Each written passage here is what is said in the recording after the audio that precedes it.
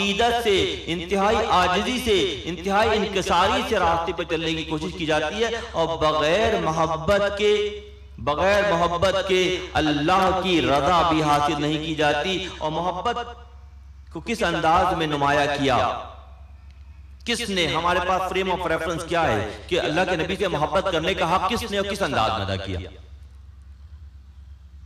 سیرت کی کتابوں میں بے شمار واقعات ہیں۔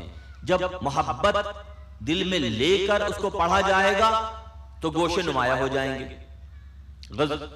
صلح حدیبیہ کا موقع ہے، میں اصحاب کی زندگی سے ایک واقعہ نقل کر کے کوشش کروں گا کہ مضمون کو سمیٹ دیا جائے۔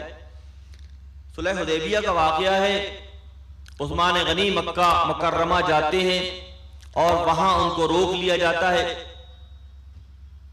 اور یہ بات پھیل جاتی ہے کہ معاذ اللہ خاکم بدہن عثمان غنی کو شہید کر دیا گیا۔ اللہ کے نبی اپنے اصحاب سے وعدہ لیتے ہیں، تجدید کرتے ہیں۔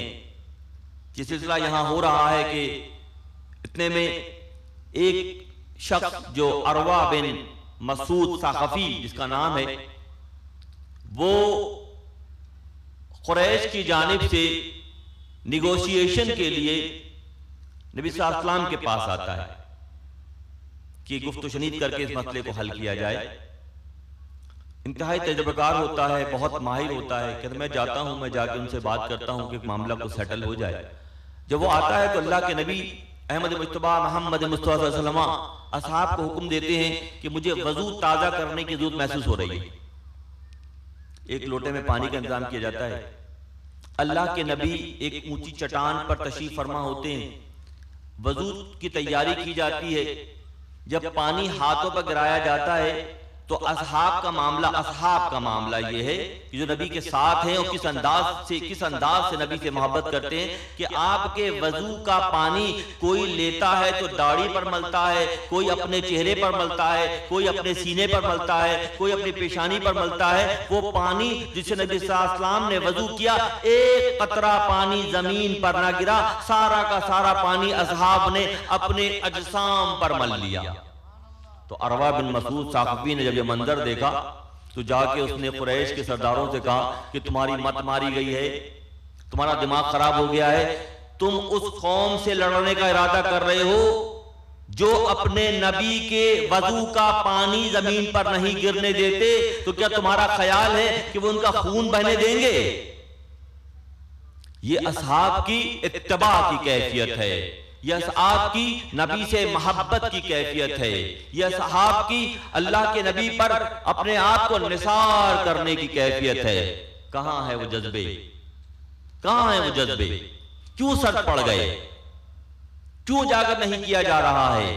کہ زبان کے کنارے سے میرے مرشد قاضی شاہ شفیق احمد فاروقی جامع دوراں ساکن مدینہ جو گزشتہ 5 سال سے مدینہ منورہ کی سرحدوں سے باہر بھی نہیں نکلے، آپ فرماتے ہیں کہ ان نعت خوانوں کو چاہیے جب وہ نعت خوانی کی محفلیں سجائیں تو اس بات کو ضرور ذہن میں رکھیں کہ جن کے لیے وہ پڑھ رہے ہیں وہ سن رہے ہیں۔ جب یہ کیفیت پختہ ہو جائے گی تو پھر زبان کے کنارے سے نہیں بلکہ دل سے بات نکلے گی جو دلوں پر اثر کرے گی۔ ہم محفل تو سجا رہے ہیں بڑے تجھ کو احتشام کے ساتھ، مگر کیا اثر ہوتا نظر آتا ہے؟ اصحاب کی وہ سیرت جو کر کے دکھا دی گئی۔ کوئی یہ کہے کہ فارغ نہیں ہو سکتا کہ ہمارے پاس فریم آف ریفرنس کیا ہے، ہم کس انداز میں زندگی گزاریں اور کیسی محبت کریں۔ آئیے ایک اور واقعہ دیکھ لیتے ہیں۔ جب حد سے زیادہ ظلم بڑھ گیا مکہ مکرمہ میں تو نبی کو بھی مکے والوں نے نہیں بلکہ مدینے والوں نے پہچانا۔ ہجرت کا حکم آ گیا، روانگی ہے۔ حضرت علی کا موجوں کو بلایا گیا۔ اللہ کے نبی نے فرمایا کہ کچھ امانتیں میرے پاس ہیں، یہ لوٹا کر تم بھی مدینے آ جانا۔ اس رات کو جس نبی صلی اللہ علیہ وسلم نے ہجرت کرنی تھی، قریش نے ابو جہل اور اس کے تمام ساتھیوں نے تلواریں تیز کر لی تھیں کہ آج کارروائی کی جائے گی اور معاذ اللہ نبی صلی اللہ علیہ وسلم کو شہید کر دیا جائے گا۔ سب کچھ پلان ہو چکا تھا۔ اس موقع پر اللہ کے نبی حضرت علی کو مخاطب کرتے ہیں اور یہ فرماتے ہیں کہ علی میں جا رہا ہوں کہ کچھ امانتیں لوٹا کر تم آ جانا۔ حضرت علی کو یہ معلوم ہے کہ آج رات کو حملہ ہونا ہے، یہ کاروائی ہونی ہے، مگر علی کی اتباع کی کیفیت کو دیکھیے کہ اس چارپائی پہ جو چارپائی نہیں ہے بلکہ مختل ہے اس پر چادر تان کر سو جاتے ہیں۔ اتباع کی وہ کیفیت، اپنے آپ کو نبی پر قربان کر دینے کی وہ کیفیت جس کا عملی ثبوت اصحاب کی زندگی میں نظر آتا ہے۔ اور بے شمار ایسے واقعات ہیں کہ جب اللہ کے نبی کے اصحاب نے اپنا سب کچھ ان کے قدموں پہ نثار کر دیا۔